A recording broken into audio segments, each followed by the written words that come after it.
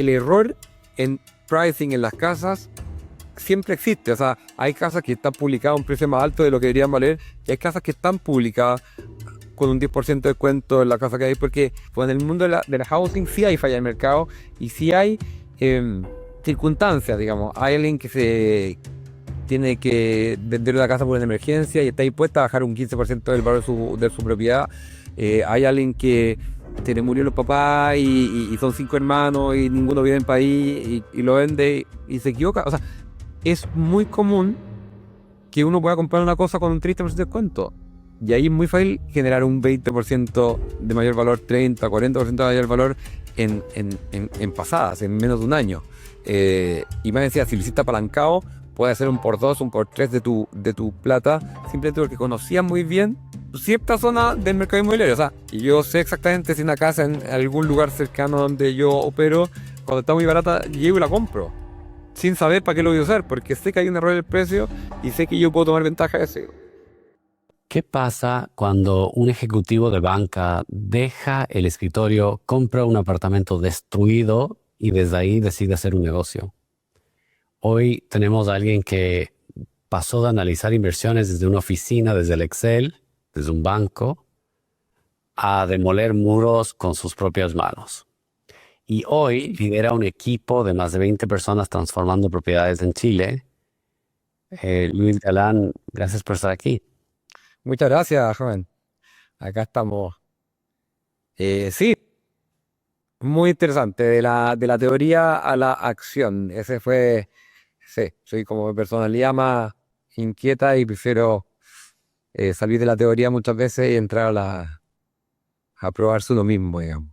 Cuéntame, cuéntame por qué. Porque las personas de finanzas usualmente están cómodos en la computadora, están cómodos en viendo un Excel.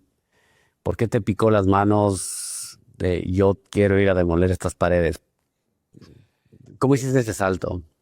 Eh, claro, o sea, uno, cuando está en el mundo de la inversión en los bancos, al final uno está sujeto a los vaivenes del mercado, en el cual como se puede ver ahora, cae un misil en Irán y afecta el petróleo, que sube el dólar, que baja sube el oro, que baja, etcétera. Entonces, cosas que son bastante imponderables eh, y con retorno a ese incierto, que claro, si tú promedias los últimos 10 años, generalmente tienden a estabilizarse, pero eh, el hecho de poder invertir tu plata apalancada con crédito hipotecario, y tú puedes controlar un poco la rentabilidad como es con el flipping, que, que tampoco depende de la plusvalía que se genera porque hice un colegio nuevo, un supermercado, etcétera. Me gustó un montón. Entonces, buenos retornos que muy difícilmente va a encontrar en cualquier tipo de instrumento financiero que ofrece algún fondo de inversión, cercano más bien al mm, inflación más 15%. Generalmente se obtiene estos tipos de inversiones, pero que tú controlas y que tú lo dominas y que depende de ti. Y que más decía, tú puedes dedicarle un poco más de tiempo y meterle un poco más de cariño en la decoración, en la remodelación, en el formato y nada, pues ir escalándolo. Entonces, me molestaba lo azaroso que era las inversiones básicamente del banco, que está sujeto a mil imponderables, y me gusta tomar las riendas de la inversión, mezclado con todos los apalancamientos que puede tener el mercado financiero, o sea, crédito hipotecario, eh, y etcétera.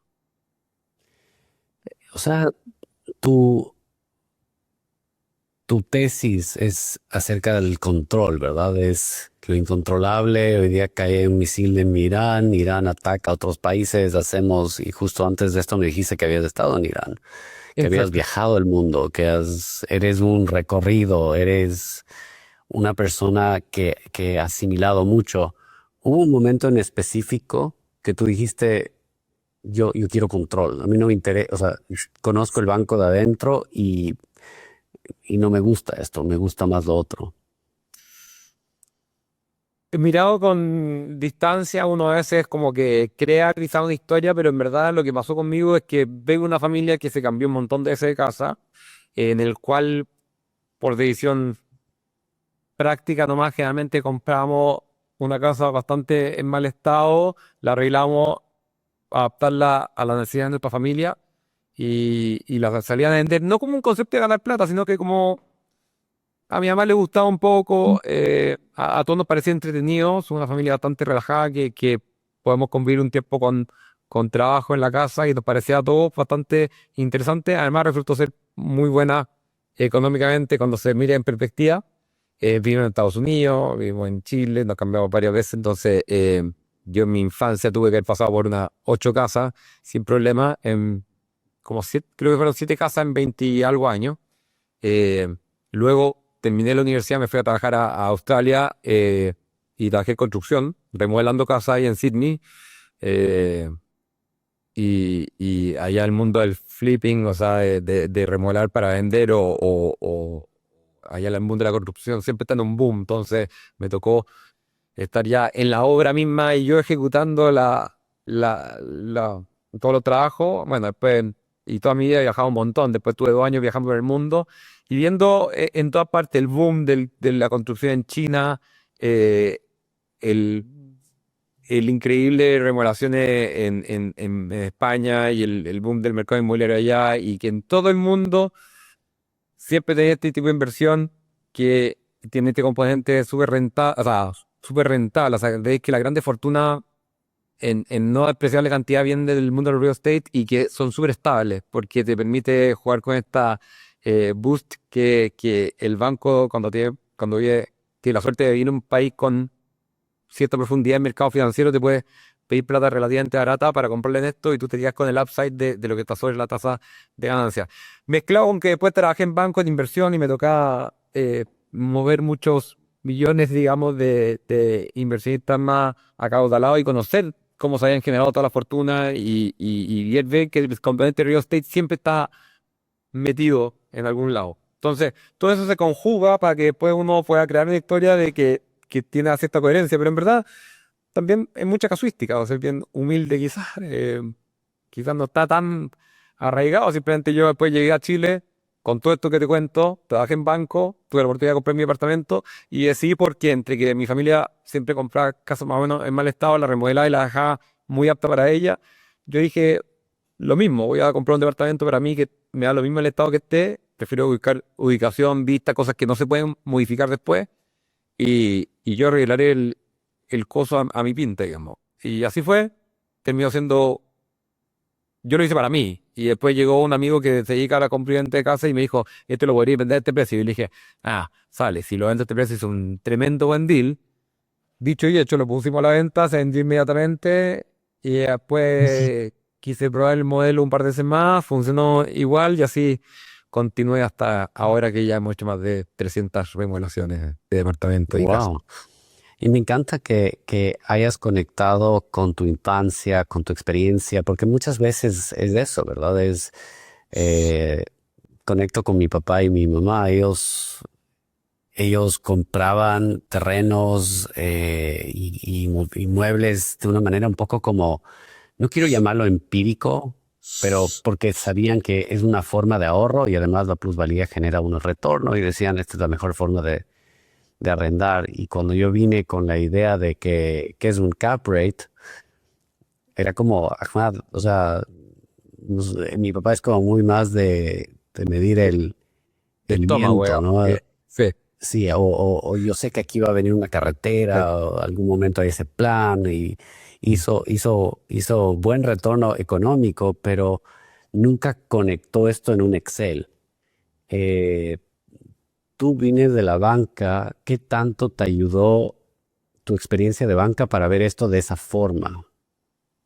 Yo creo que de no muy, o sea, si no hubiera pasado por el lado de la banca, hubiera sido también un poco más como tú lo dices, algo mucho más de sentimiento que algo tan analítico y medido con KPIs que te permiten comparar esto con diferentes instrumentos de inversión. Entonces, vengo del mundo donde se usa un ROI, una TIR, el costo de financiamiento, el cap rate, o sea, em, y te permite hablar el mismo lenguaje que con todos los inversionistas. Hoy día nos toca mucho hablar con fondos de inversión, con gente que ve números y cuando tienes que eh, como hablar sobre si un buen o mal negocio nos permite hablar el mismo lenguaje y que entiendan rápidamente, aunque vengan de un mundo nada que ver. O sea, hoy día debemos estar con una persona que viene del mundo tecnológico, agrícola o que sea, pero al final nos permite hablar con el mismo lenguaje y que ellos puedan comparar si que el depósito a plazo o el fondo mutuo o el ETF o whatever,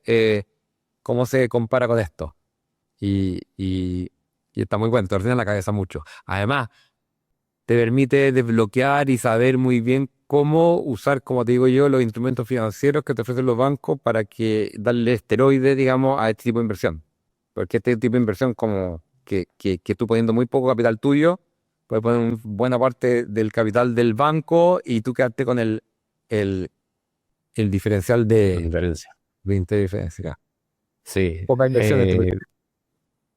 Capaz vamos a romper un poco de mitos ahora, porque creo que el flipping es algo que está en la mente de mucha gente. O sea, el ser un rey inmobiliario, el voy a comprar estas casas, sobre todo veo mucho en Miami, capital latino que viene acá y dice voy a comprar la casa y yo la remodelo. Eh,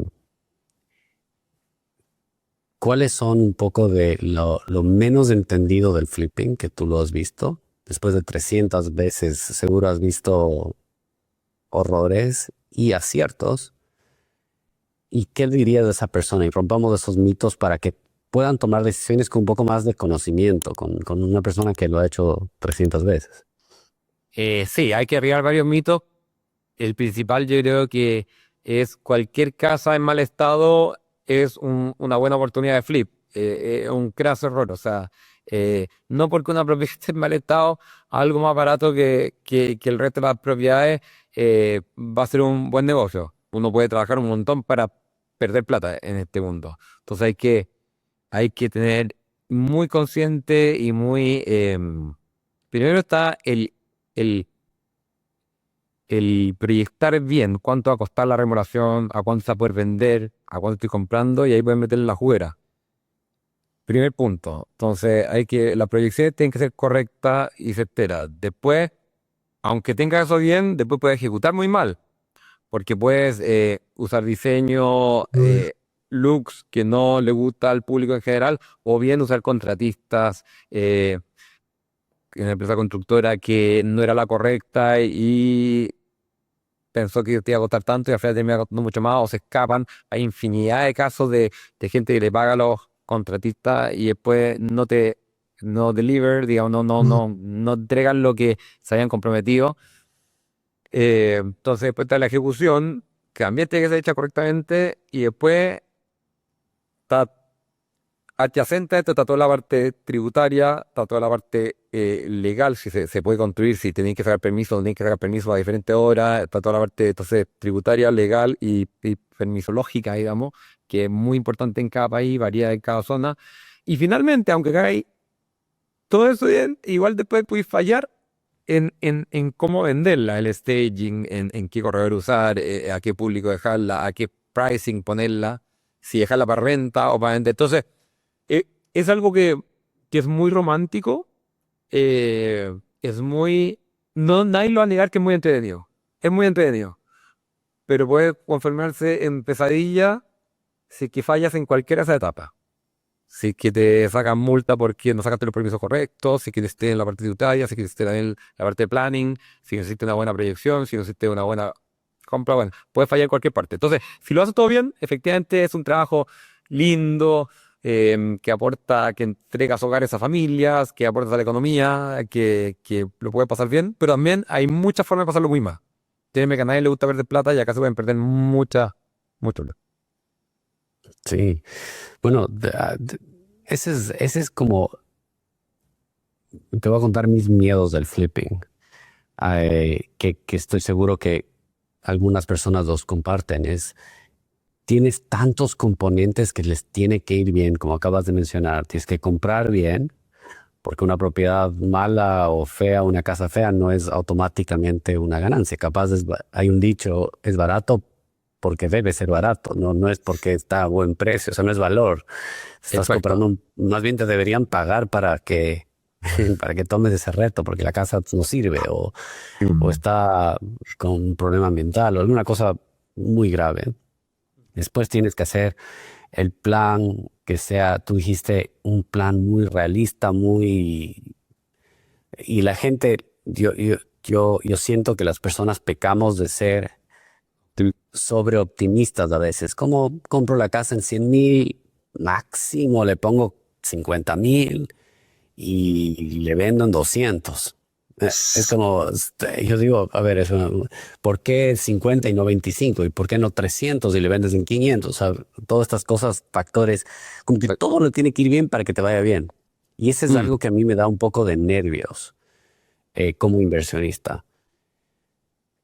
¿Qué, ¿Cómo resuelves estos nervios? ¿Cómo resuelves o mitigas estos riesgos a tus inversionistas? Sí, la experiencia acá vale mucho y hay que ser muy criterioso de no sacar ningún número del sombrero. O sea, eh, hay que, eh, todos los números tienen que estar respaldados, justificados y analizados, claro. No es necesario hacer 300 propiedades para aprender lo que uno sabe. Yo creo que me demoré unas 20 propiedades en ya, en un poco dominar la cosa. Afortunadamente puedo decir que tuve bastante suerte, también perseverancia, que hicimos varias estupideces mirando para atrás. O sea, yo iría mirando para atrás, digo, me agarro la cabeza y decir qué suerte tuve. Y menos mal no salió peor muchas cosas que pudieron salir muy mal. O sea, una irresponsabilidad tremenda en muchos aspectos. Em, pero em, afortunadamente hoy día hay herramientas que te permiten hoy día mitigar todas y cada una de los escenarios. O sea, en Estados Unidos, en Miami, usarán Zillow para ver a cuánto se venden efectivamente las propiedades comparables en la zona. Entonces, no sacar como una valuation de a cuánto se va a vender de tu estómago, de porque creo que será así, ni que a un amigo vendió una casa parecida al otro lado del país. Es que acá a veces una cuadra te puede cambiar un montón el precio. Entonces, el precio de salida que sea estudiado científicamente, el coste de construcción, una vez que domina un mercado, ya se sabe cuánto cuesta la remodelación por metro cuadrado, te diría aproximado, y una vez que ya vas a avanzar ante la compra, lo puedes hacer hiper detallado y mandar a cotizar al detalle eh, una remodelación con una empresa seria, que ya también tenga varios, ojalá cientos de remodelaciones encima para que no encuentres otra sorpresa. Y después la parte legal de sistema tributario y todo eso, hay expertos que saben, pero no dejar nada al azar, no dejar nada al voleo. Entender que hay gente que domina cada uno de los campos. Entonces, no hacerlo solo. Esto, si que van a lanzarte a hacer esto, lo recomiendo mucho hacerlo acompañados de gente que tenga experiencia y bastante experiencia. Como te dices tú, los riesgos todos y cada uno puede dejar que ningún riesgo sea al azar, porque puede hacer eso. Pero hay que hacer la pega, y hay que estudiarlo bien y hay que trabajarlo. O sea, probablemente la cantidad de esfuerzo que le tiene que meter antes de siquiera avanzar en una reserva de una propiedad, hay que meterle muchas horas, hombre, para que salga bien. Y mucha Y, gente comete el pecado, llega y dice ya, va y por corazón llega y probablemente después lo arreglo. Ya ahí a veces, muchas veces es arreglable, pero varias veces ni siquiera arreglar. sí. ¿Cómo acabas de decir algo que siento que es posiblemente un cuchillo de doble filo, ¿verdad? Porque quiero saber todos los riesgos, no dejo nada al voleo, no dejo nada al azar, no dejo, o sea, acepto el riesgo, no acepto la incertidumbre, miro todos los planos, tomo todo, pero después no puedo tomar decisiones porque estoy como análisis parálisis ¿prefieres eso? ¿O prefieres, o en qué porcentaje de intervalo de confianza dices me lanzo? No, si estoy en 80 me lanzo, 90 me lanzo.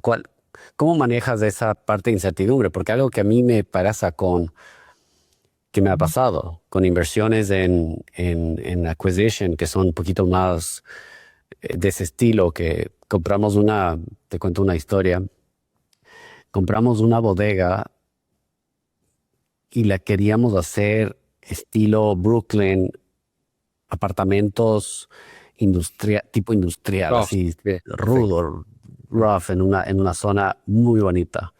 Y le queríamos hacer clase A, muy chévere. Y cuando compramos, hicimos todos los estudios, encontramos todo, o sea, hicimos todos los deberes, por así decirlo. El due diligence estaba bien hecho.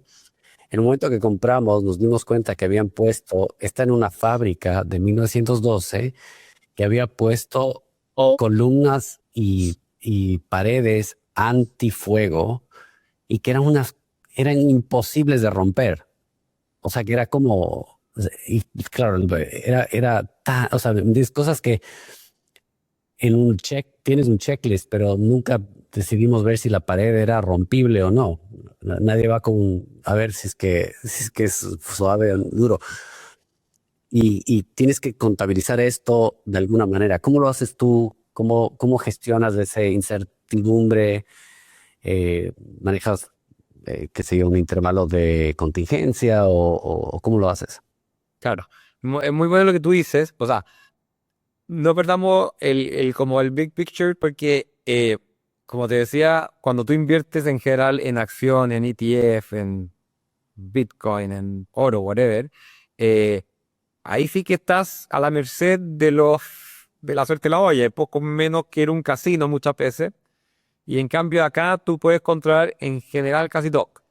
Nosotros cuando hacemos inversiones más grandes, efectivamente, todo eso, las cosas estructurales, lo dejamos en Chile, por lo menos se hace una cosa que se llama promesa, una promesa de compra-venta, que si se reúnen ciertas condiciones, yo voy a ejecutar la compra, y entonces primero tiene que llegar a un acuerdo en pricing. Entonces tú puedes saber más o menos a cuánto lo puedes vender, una vez remodelado y todo, cuántas unidades puedes sacar del mismo edificio, qué sé yo, y el precio, el costo de remodelación.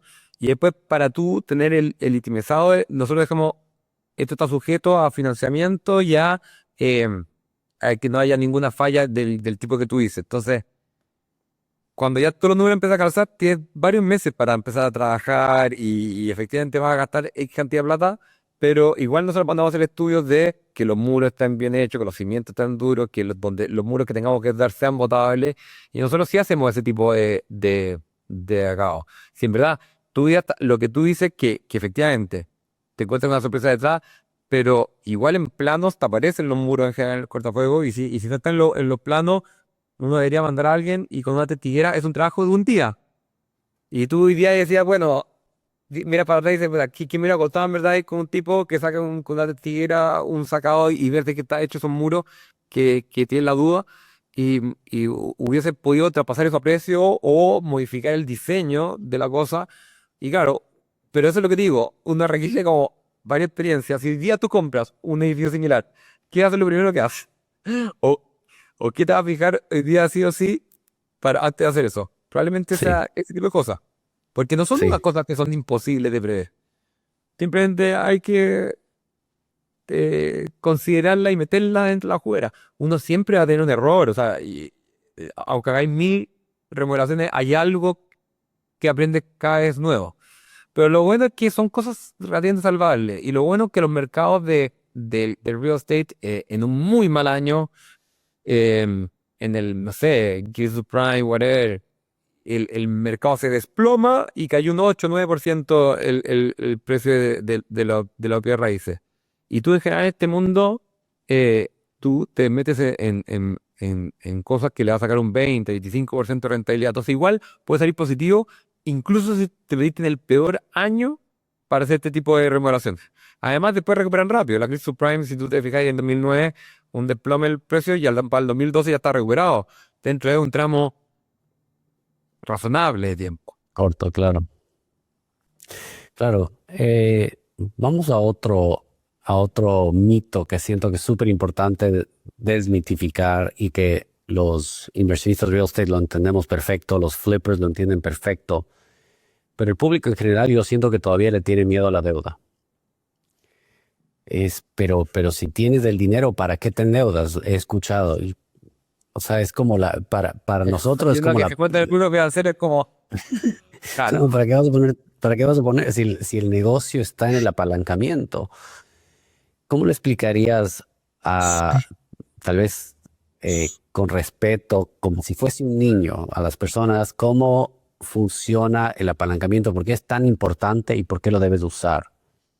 sí. El, ya, entonces hay que separar lo que es real y lo que es mentira. Efectivamente, a veces la deuda efectivamente es mala. Y existe la deuda mala cuando tú te endeudas para un viaje, para comprar una cartera de Louis Vuitton, no tengo idea. Yo creo que esa es una deuda muy mala. Pero hay deuda buena. Entonces hay que separar el mundo como hay amigos buenos, amigos malos, generalmente hay de todo. Hay comida buena, comida mala, y así en todos lados. El mundo no es tan complejo como toda deuda es mala. Generalmente los créditos de consumo caros son malos, estamos de acuerdo.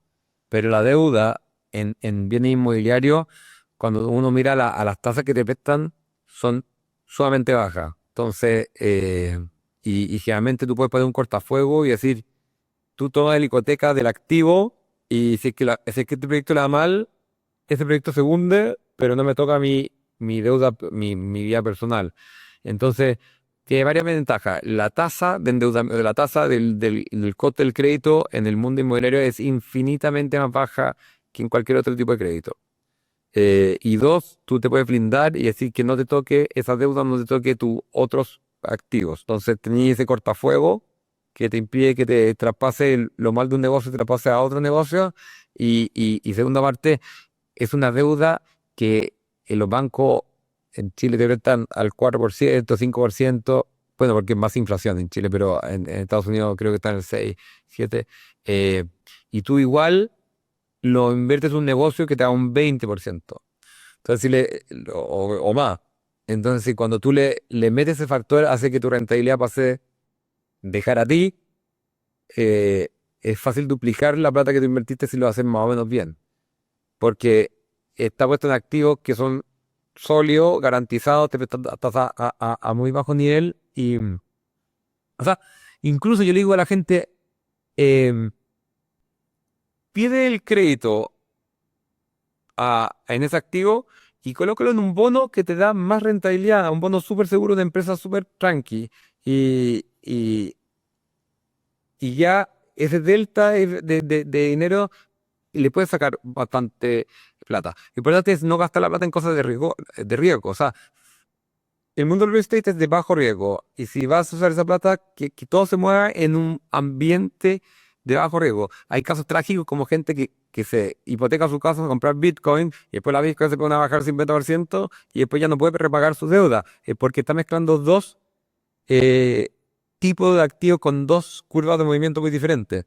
Pero si tú mezclas el crédito hipotecario, va creciendo, la deuda va creciendo muy linealmente, de forma muy lineal, y si lo puedes invertir en cualquier cosa que tenga una curva de crecimiento levemente más alta, tú te vas quedando con esa diferencial en el largo plazo que puede ser muy exponencial. Entonces, eh, quizás soy muy mal explicador, pero en el fondo es para cualquier que entienda de finanzas, es un no-brainer, digamos, de que te conviene endeudarte lo más posible en el tipo de activo porque es plata muy barata que está prestando a los bancos y te Sí, aumenta sí. agua No, no, infinita. tu explicación no fue mala. Tu explicación más bien fue Ya. interesante porque mezcló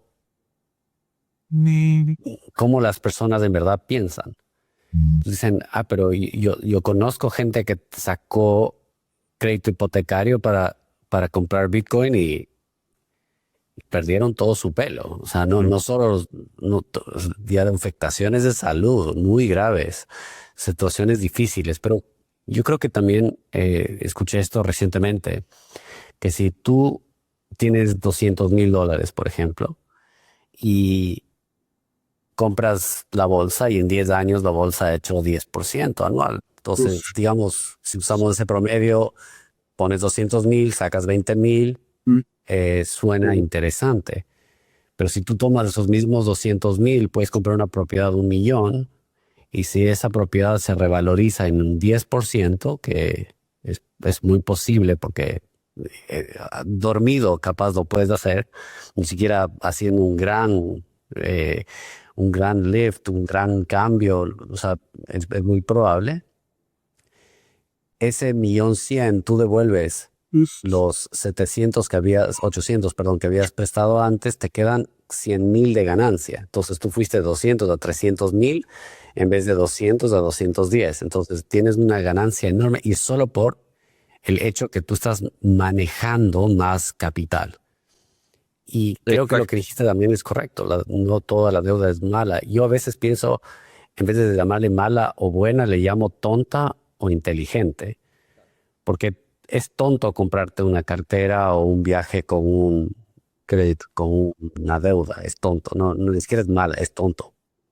Pero es muy inteligente hacerlo en real estate. Y así es como a veces trato de comunicar a personas que me dicen, "Ahmad, pero ¿por qué tenemos 70% apalancamiento en esta propiedad? ¿Por qué no 55%?"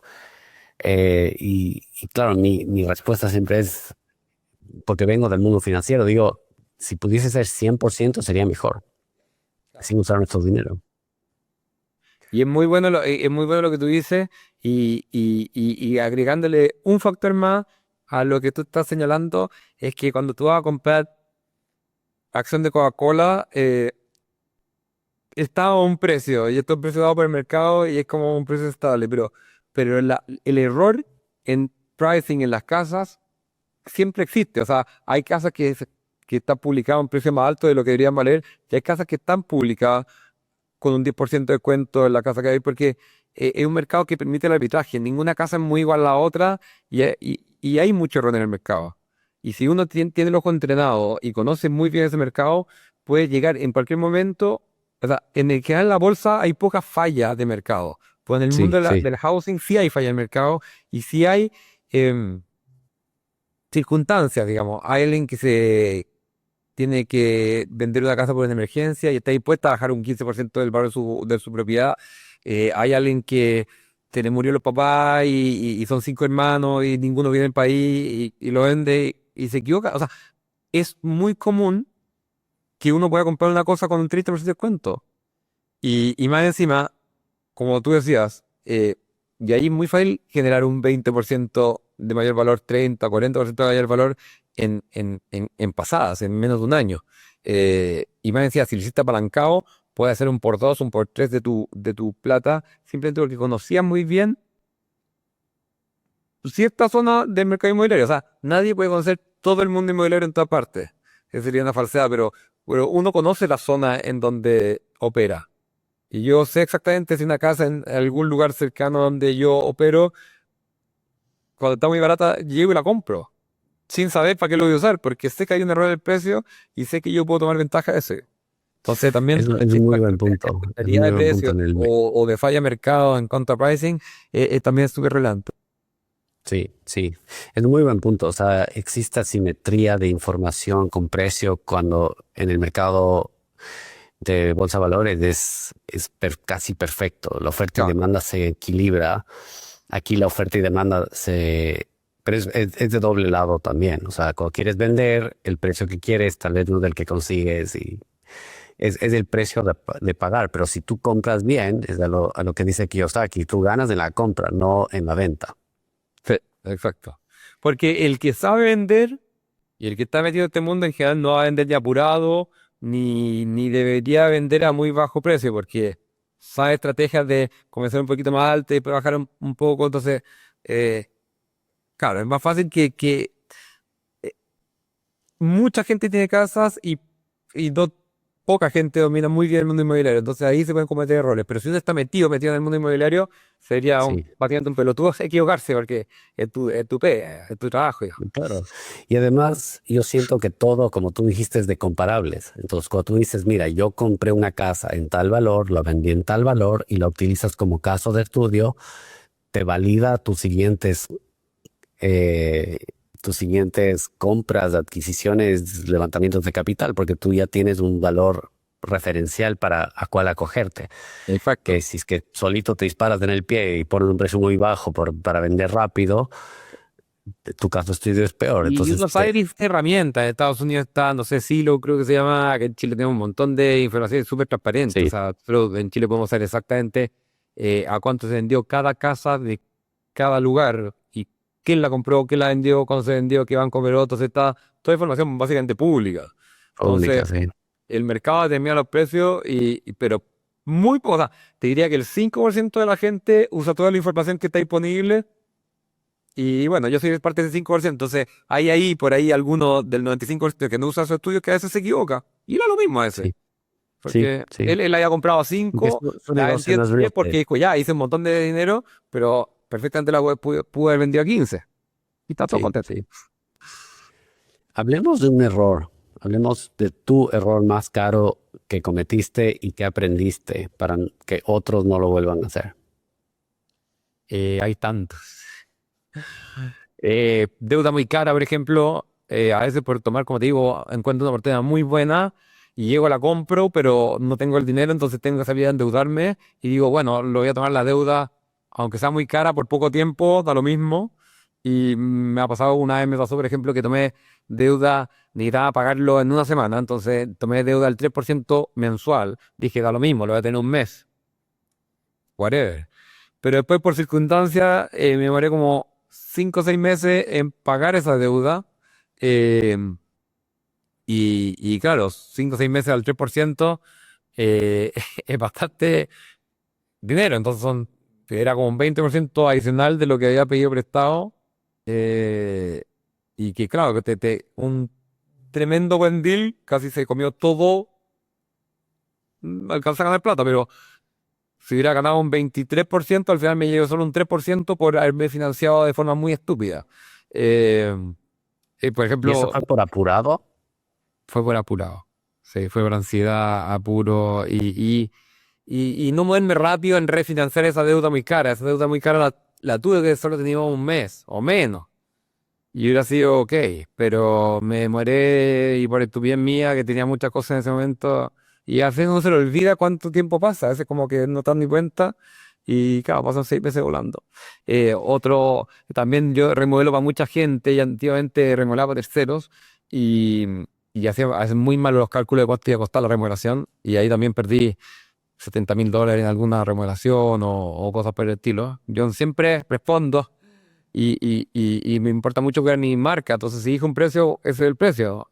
Pero él tiene el costo que a veces he tenido que meter de mi bolsillo muchísimo dinero para ciertas cosas.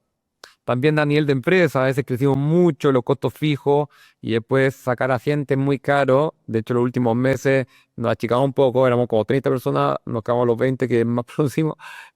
Y sacar esas 8 personas que sacamos costaba como $110,000 y que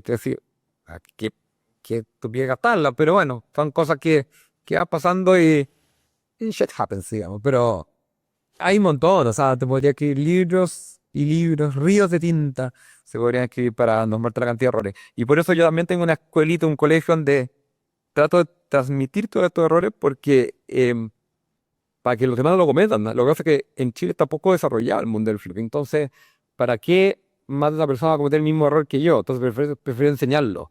Y ahí te dicen, Lucas, te va Sí. a quedar sin oportunidades. Al final Santiago nomás es una ciudad de 4 millones de habitantes. Imagínate que viven 4 personas en cada casa, hay 1 millón de casas, cada casa tiene que renovar completa cada 30 años, ponle tú 20 años, tendría ahí 50.000 casas que hacer al año. O sea, yo nunca, no quiero ni puedo, mi mejor sueño es ver 50.000 casas al año, entonces se necesita un ejército de flipeadores. Entonces, por eso prefiero ser como la Coca-Cola nomás y ser el referente. Soy el original, pero feliz que en final un montón de gente a cómo hacer esto. Ahí es, más bien vamos, empezamos por tu equipo. ¿Por qué si tú tenías un negocio, encontraste este negocio rentable, lo estás haciendo, lo estás creciendo, lo podías mantener por ti? ¿Por qué creciste a un equipo? ¿Cuál fue la decisión de hacer flips tú solo a tener un equipo más de 20 o ahora dijiste 30 personas? Qué fue lo más difícil de ese salto? ¿Y fue un acierto o- o cómo te sientes de eso? Llegamos a ser como 60 personas en la empresa, pero lo bajamos. Primero nos hicimos de todo lo que son los obreros en construcción y externalizamos esa área, entonces nos quedamos. Y ahora también incluso sacamos el área de construcción, que eran solo los gente que supervisaba la obra y el equipo más high level y externalizamos todo lo que es construcción. Entonces, por eso ahora nos volvimos a achicar como a 21 personas, creo, ahora. Eh, ¿Y por qué? Porque, eh, a ver, cuando yo hacía en los departamentos, los primeros, yo era el arquitecto, era el contador, era el decorador de interiores, era el corredor de propiedades, era el todo. Pero eso me permitía hacer uno, dos, tres al año. Y después se empezaron a plantear cada vez más oportunidades y queríamos hacer 5 6 7. El año pasado hicimos 80 y no sé cuánto hicimos. Nunca sabe cuándo comienzan exactamente y hasta cuándo terminan, pero alrededor de 70 propiedades el año pasado. Y hacerlo uno solo es imposible. Entonces ya tienes que usar arquitecto, de arquitecto que saque los permisos, arquitecto que hace planimetría, interiorista, después tiene que tener los corredores de propiedad que venden todo ese tipo de activos, la gente en el área comercial que procesa todas las compras, que hace todos los análisis de si conviene o no el negocio. Entonces, la red social también demanda tiempo y gente.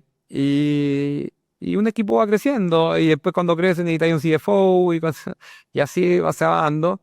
Y y se probaron diferentes modelos y yo creo que recién hace muy poco tenemos una estructura que nos acomoda en cuál cada área es rentable y efectivamente hoy día se va analizando mes a mes cómo han desempeñándose cada una de las áreas y claro, por mucho tiempo hubieron áreas que perdían plata por montones y ahora afortunadamente estamos con todas las áreas con números positivos y entonces, ¿por qué tenemos el equipo de gente? Porque estando solo podría producir 10 y si bien ahora somos 20 no es que produzca 200, pero produzco igual 150. Entonces, de utilidad. Entonces, nunca es lineal, siempre que agrega gente que no sea tan buenos como tú, pero para poder crecer y para poder, eh, necesitas delegar cosas. Yo creo que la empresa, Sí. a ver, te lo encuentro entretenido. También está ese factor. Mencionaste tu comunidad, he visto tus redes, son muy... eh, hay tanta información ahí, tienes una comunidad enorme. ¿Eso es lo que estás construyendo, tu ejército de flippers? ¿Por qué decidiste comenzar a comunicar? Porque toda esta área de comunicación y de presentación Y, y de hablar, ¿la ves como necesaria o lo viste como, esto es algo que más que quiero hacer en mi vida? primero era, generalmente yo actúo y después analizo. Entonces, como que y la gente encontraba interesante esto de flipping y podía mostrarlo antes, lo después y gustaba un montón. Y después te empezás a dar cuenta que, bueno, ojo, ya no necesito tanto usar los corredores externos de propiedades que me venden las propiedades. Y porque yo mostrando un video me llegan los potenciales compradores. Entonces, al tiro el 2% que se cobra acá de comisión por compra-venta me lo empecé a quedar yo. Después la gente me empezó a conectar y me decía, Lucas, tengo esta propiedad en mal estado que te parece que está muy barata, te podría interesar. Entonces ya no, tu área de estudio de propiedades nuevas se empieza a abastecer sola porque es top of mind, digamos, de cualquier persona que se está vendiendo alguna cosa que requiere trabajo. Entonces, te abastece también de ese lado. Después, cuando quieres pasar a proyectos más grandes, ya tú eres como el líder y puedes coordinar. Por ejemplo, ahora estamos comprando un edificio de 28 apartamentos que no necesariamente lo quiero hacer yo completo, entonces junto a 28 interesados en el mundo del flipping, yo soy el macro coordinador y vendo ese edificio de una, entonces yo como cobro la comisión de toda la venta y yo me encargo de diseñar, cobro por el diseño porque el equipo de arquitectura está acá adentro y entonces te dinamiza cada una de las áreas eh, que tú estás haciendo. Y además te da la autoridad. O sea, al final, cuando llega a los bancos, dicen, ah, mira, este es el track record, no tienes para qué mostrar tu currículum ni nada, sino que está ahí en redes sociales. Y la verdad que ha sido, fue un muy buen acierto haber creado esa comunidad. También cuando el capital que no te prestan los bancos lo puedes conseguir de inversionistas privados que tienen la confianza. Yo a veces estos $100.000 y llega cualquier persona que nos sigue y nos presta $100.000 porque me conoce. O sea, yo nunca te he visto, pero él como que ya te conoce. Entonces, Entonces genera ¿Cuál ha mucho. sido lo más sorprendente que te ha sucedido? Porque aquí ahorita contaste algunas cosas sorprendentes, pero ¿qué para ti fue como nunca en la vida pensaba que estas oportunidades me iban a llegar si no tenía redes, si no tenía una marca personal? Yo creo que me sorprende mucho la gente como a veces necesitamos levantar eh, $1 millón y hacemos un reel y ya está, levantado. Y te llama la persona y te dice, ya sí, dejé $100.000 con la chica de limpieza en mi casa, pasé a buscar iba a buscar el cheque, lo deposité y todo check. Ahora, construir confianza se demora años y perderla se demora 30 segundos. Entonces, también nosotros somos súper criteriosos y responsables y hacemos todo esto de forma somos demasiado, procuramos ser demasiado sobre cautelosos en cuando hacemos este tipo de operaciones. Entonces, todo bajo la regulación local, todo con la tasa de interés, todo regularizado, toda escritura. Jamás nos endeudamos más del 70% de los activos que tenemos. También una regla muy importante que tenemos interna para no generar estreses o esa pérdida de gallo que tú decís innecesaria. Eh, Me sorprende eso bastante y la velocidad de crecimiento. O sea, eh, el año pasado, si bien hicimos 70 propiedades, probablemente yo creo que este año vamos a estar más bien en torno a los 250 en un Wow. año. Entonces, yo creo que este año, si es que nada sale demasiado mal, probablemente estemos en torno al millón de UF. Nosotros que usamos una moneda muy extraña acá, pero que son cerca de $40 millones en inversión y que el año pasado, con suerte, fue 5. Entonces, como un crecimiento muy acelerado que sin las redes sociales imposible que se hubiera logrado. Hubiera sido Me mucho más encanta, orgánico probablemente. me encanta escuchar. Eh, si tuvieses que empezar de cero hoy, cero contactos y muy poco capital, ¿qué harías? Me seguiría viajando. Sí. Seguiría viajando. Ay, no, qué estrés pensar que iba a pensar nuevo. No, había hecho todo un poco diferente, porque bueno, uno ya es fácil, todos somos generales después de la batalla. Habría hecho muchas cosas diferentes, pero también he disfrutado mucho el camino, lo he pasado bien, no. Creo que fue necesario haber cometido los errores que se cometieron para llegar al punto que estoy, ¿verdad? A ver, muy en serio, hubiera hecho lo mismo, lo he pasado muy bien, estoy acá, estoy contento, todo. Y si hubiera sabido todo lo que sé al comienzo, bueno, todo hubiera sido diferente, todo hubiera sido mejor. Y probablemente hoy día estaría mucho más cómodo con un Rolex en la mano. No sé, jamás tendría, porque no soy mi impresionante, pero sí tendría más plata. Chévere. Lucas, me ha encantado hablar contigo.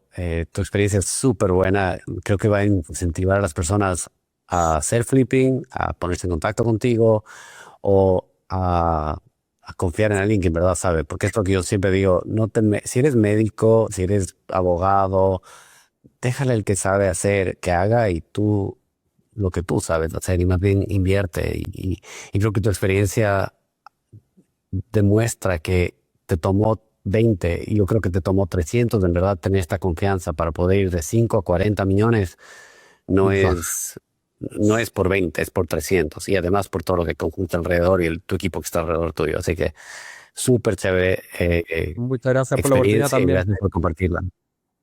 Igualmente, muchas gracias por la oportunidad de poder compartir esto y nada, eso, estuvo muy entretenida la conversación y en general, ojalá nos veamos cuando vaya a Miami, te voy a escribir para tener un cafecito.